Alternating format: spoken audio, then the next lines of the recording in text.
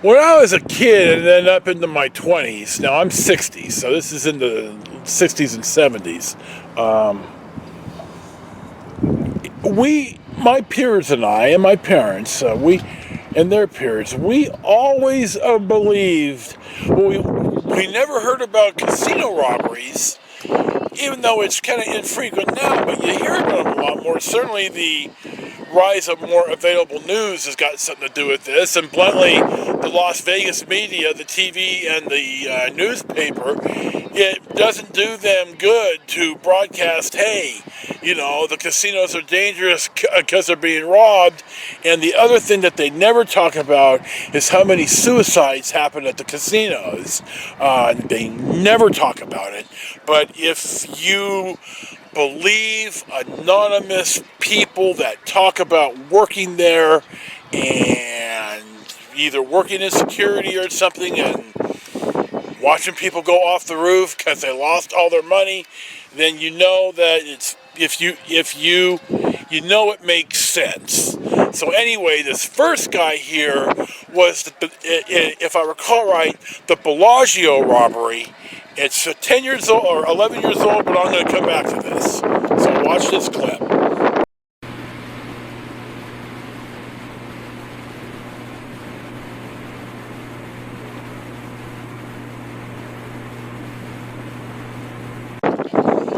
Anyway, this guy got caught 2 months later. He ran in and he took just an armful of $25,000 chips. And you're thinking, okay, well, they must have lost just millions of dollars in these $25,000 chips. Well, then I got to reading on this in a Vice.com article where if you're playing $25,000 chips, the casino is going to know who you are. You're either a whale that and don't think for a sec that the casinos don't know who each other's whales are, and they're not trying to, if it's financially beneficial to the particular casino, that they're going to try to entice somebody. You're at Caesars, and now this is long before they're all in bed with each other, but Caesars is going to say, hey, MGM's whale is Joe Blow, and, we're going to try to entice him over. So they know who you are, or they're going to use facial recognition technology. Now, the facial recognition technology has been around a lot longer than you may think.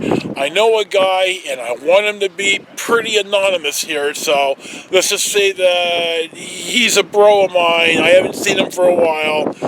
That's about all you're going to get out of me. But he went to Tahoe, and he had a really long, good run at the blackjack table. He made maybe low to mid four figures in one sitting. He just crushed them. Well, as he sees that, you got to know when to hold them and know when to fold them. And so he realizes, okay, my play of a lifetime is over and I need to cash out. My play of a lifetime for blackjack was $300 at a $2 table. And so I knew when to push away. So he wants, when you win a bunch of chips on the table, whether it's craps or roulette, especially roulette or blackjack, you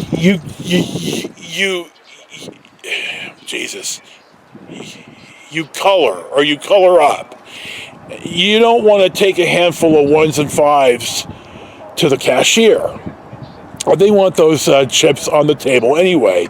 So you slide your chips over to the dealer crew. Blackjack is one person. The pit crew, if you're in the pit. And while, if it's a blackjack, they'll color up and hold up play.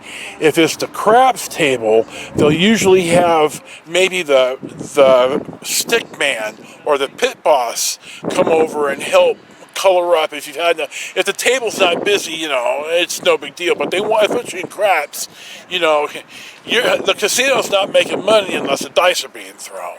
So they go to my bro and they say, hey, Mr. X, would you like to stay overnight? Compliments of the casino. And this is a guy who has never had a player's card, never cashed a check, where you have to show ID, never used a credit card at this casino, but they knew his name. And they knew his name because of facial recognition ID, and this was when I still lived in the Bay Area and was still working.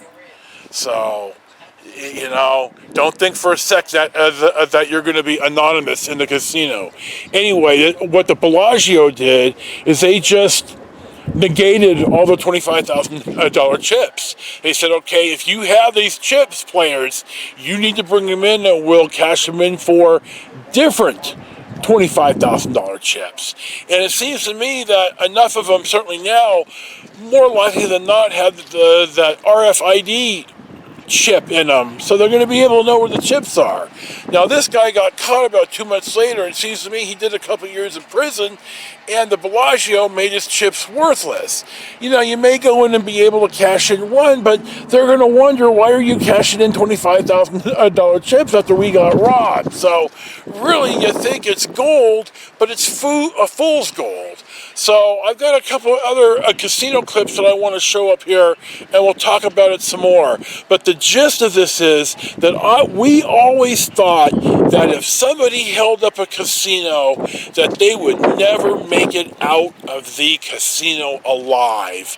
That casino security would shoot them dead, assuming you have a gun, shoot them dead right there in the casino. But that is an invalid assessment, and I've got a couple of clips here and I'm going to show now, and then we'll come back to this.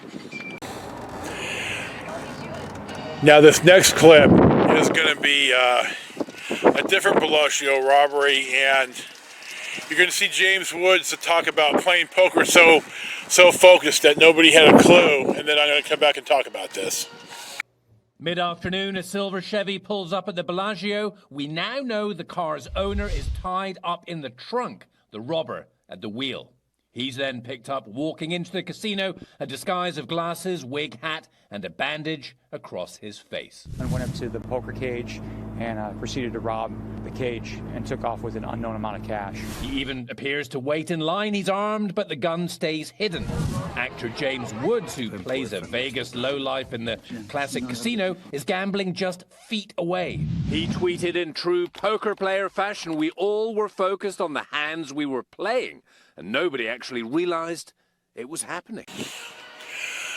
Before I started dispatching on Saturday night, I would drive up to Fremont with two other guys, and we'd drop in the Fremont substation, and then we'd go have breakfast right off the freeway in Newark. The substation was actually in Newark. Anyway, we're in there eating. We usually eat kind of towards in the back, but they were pretty full that night, so we were eating in the booths, kind of along the line of the front of the place. And I don't like sitting with my back to the front door. And I was sitting with my back to the front door, and not like I'd have done anything, but the place got robbed, and we were right in there. They had timed it to where the delivery had showed up, and the manager got a gun pulled on her and had to give up the money. And, you know, we didn't really realize anything had happened until we saw the police there as they were getting ready to pay and leave. And that's when they said, yeah, you know, we got robbed. So, you know, they certainly want to keep it under wraps. And now I'm going to show a clip, three little clips here of, or two or three of a guy explaining some of the strategy behind the guest safety is first, and then they'll go to the chips, you know, to try to secure the chips. There's three little clips that I've edited up, and then there's two more clips that I'll talk about after this. Look at the picture. You see the guy kissing the floor in the picture? Yeah, that's Michael Belton. Police say Belton tried to rip off $115,000 in chips from, of all places, the Bellagio. Do more casino robbers get away than we actually hear about? Well, I think most of them get caught. The number one priority is going to be the safety of the guests and the safety of the employees. After that, it's recovering the property. I think once that guy had done his thing and was no longer an immediate threat, they were more focused on getting the chips back, which is why the attention was put there. Also, there's only a select number of people who are going to be playing $5,000 chips, so you can imagine if a bunch of them start coming back in, security is going to be looking right at that. Now, on the other hand, if you're flashing a gun in the valet part of the casino in Las Vegas, and Las Vegas Metropolitan Police are there, and they're everywhere on the Strip, don't think for a sec that they're not undercover on bicycles here. And, well, I always thought about, you know, if you pull a gun in the casino, they're going to shoot you dead. Well, the casino security might not, but by God, Las Vegas Metro, once you're out of the actual building, it's not going to grab ass around when you're pulling a gun on people, and you're going to get yours. And this guy, and I'm warning you now, you know, though it's on broadcast TV, so it's not like they're going to show a lot, but this guy's going to take the room temperature challenge here, so you're forewarned. Metro Police released video of 49-year-old Michael Cohen leaving the Bellagio with an undisclosed amount of cash and chips after robbing the casino cage during a busy Friday night. Investigators looking into a missing person case spotted Cohen on surveillance video leaving the valet area and getting into a white car, but he can't find the keys, so he approaches a black BMW. The door is locked and the driver refuses to let him in, even trying to move the car forward. That's when police officers say Cohen taps on the window with his gun. Officers in the area jump into action. Officers give him commands, he fires on the officer. Cohen can be seen running away before another officer identified as 29-year-old Joaquin Escobar fires back, fatally shooting him in the head. You know, you just got to behave. Anyway, that's my casino. I've had this for a while. I've been kind of lackadaisical in making my movies and or my story time. So I'm getting caught up here, and so I think that's about all of them. I think I've got one more about Dale Earnhardt Jr. that I need to make up, and then I think I'll be caught up. So there you go. Casinos, don't rob them. Certainly don't pull out a gun and point it at people in the valet section of the casinos in Las Vegas, Nevada. So thank you for watching Storytime with Joe, and enjoy your day.